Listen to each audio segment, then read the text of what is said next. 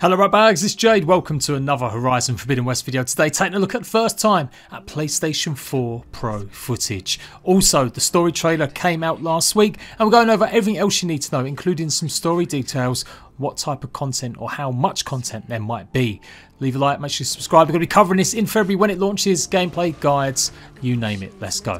So in another blog post on the PlayStation blog site, they've got some clips showcasing exactly what's going on with the PS4 gameplay. The game has now gone gold as well, so that's it. All the bugs are in there, apart from a day one patch. That's the game you're going to be playing when you buy it in a physical copy edition. So it does look pretty great, I ain't gonna lie. The original game did look fantastic on the PlayStation, and of course I've been playing it lately on a PS5, so there's no doubt about it, the worlds they curate are fantastic.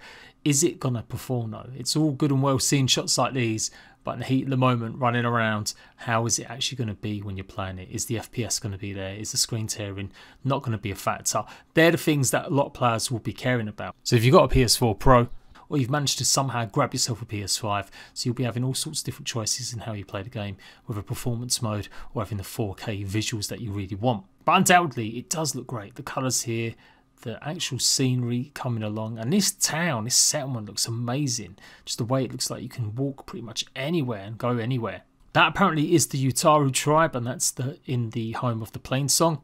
Looks like they've been affected the most by the red blight. In fact, this whole place is built on top of ancient radar dishes. That's why it looks a bit crazy. Then we got a first look at a new creature called the Clamperjaw.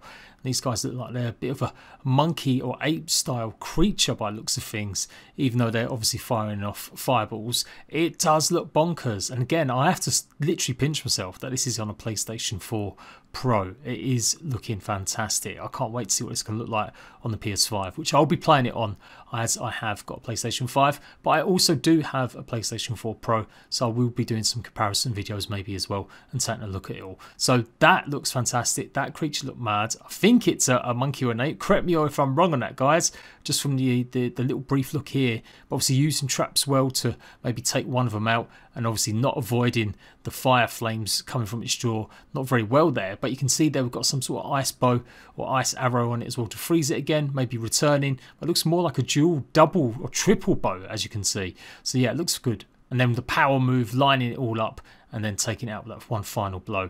Combat has been much improved. IGN have been doing a bunch of videos as they've got exclusive early access, and their first 4 hours hands-on has been very promising, saying that the game has improved massively in lots of different ways, including the story, the world building and traversal.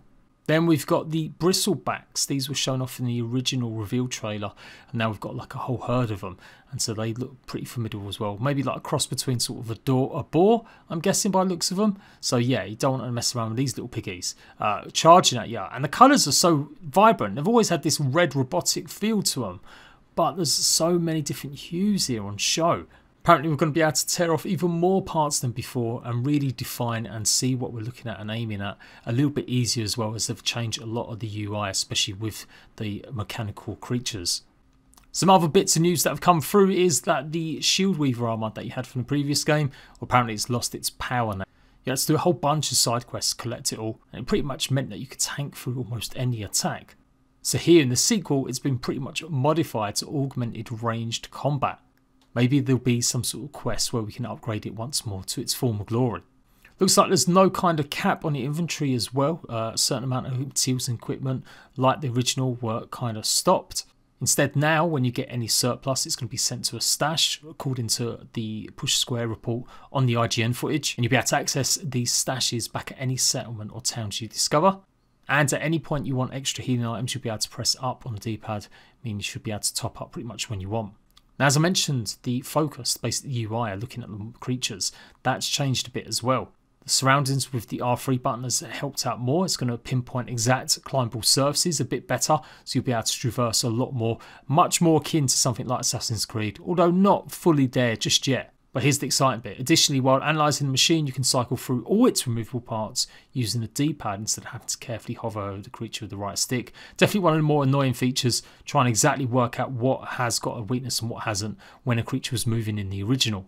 And we know there's going to be a brand new board game, a mini game, their version of like Gwent from Witcher 3, Machine Strike. Really does feel like the settlements are going to be much more places for you to spend, with NPCs having a big boost in terms of what they do to make it a more living, breathing world.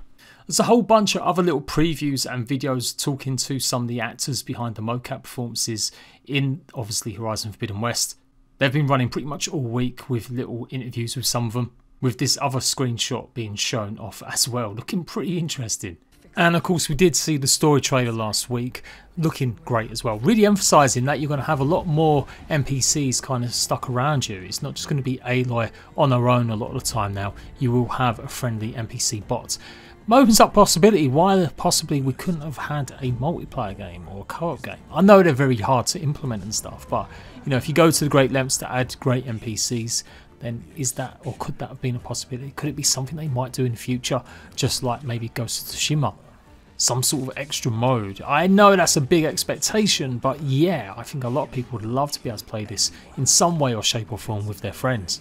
But we get a first proper look at Regalia, the big bad guy or bad lady in this one, as she seemingly is in kind of league with one of the kind of main hero villains from the first one, old Riddick here, who's both trying to get control of the new machines and not really seemingly caring too much about the Blight.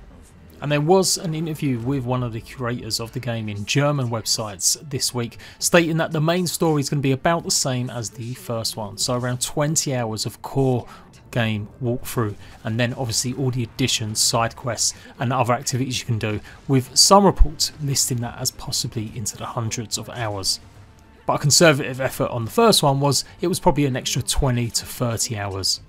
A 50-hour RPG, I think that's about just the right spot. Anything bigger and you do kind of nod off a little. So there we go, I'm getting excited. We've got a big February ahead of us. Dying Light, then this, and then Elden Ring. I'll be trying to cover some of them games, as well as all the other survival stuff I normally do. So make sure you're locked on. I will be doing lots of guides and tutorials, especially though for Horizon Forbidden West, as soon as I'm able to. Until next time, right bags, and any big news, look out for preview videos talking more about Horizon Forbidden West just before release. Laters.